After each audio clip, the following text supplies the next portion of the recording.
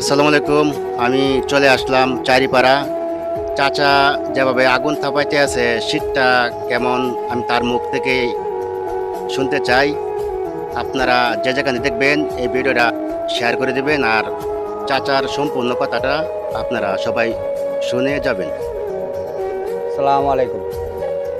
শীত প্রচুর পরিমাণ। শীতের কারণে ব্যবসা বাণিজ্য কিছুই নেই। মানুষজন ঘর থেকে বাহির হইতেছে না শীতের কারণে। স্বামীরা থুয়ে বউ চলে যাইতেছে এই শীতের কারণে। কামাই নাই, রুজি নাই, কি করব?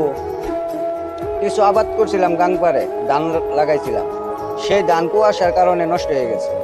কিছু আলু করছিলাম, গাছ কিছু ডাঙ্গর হইয়া ওখানে গুড়ি পচে পচে কুয়াশার কারণে ধ্বংস হয়ে যেতেছে। এই দুনিয়ার মধ্যে কেমত শুরু হয়ে গেছে, কেমতের আলামত শুরু হয়ে গেছে। আপনারা সকলেই নমাজ পড়া দোয়া করবেন আল্লাহর কাছে, যাতে আল্লাহ দিনটা ভালো করে। ধন্যবাদ। আসসালামু আলাইকুম।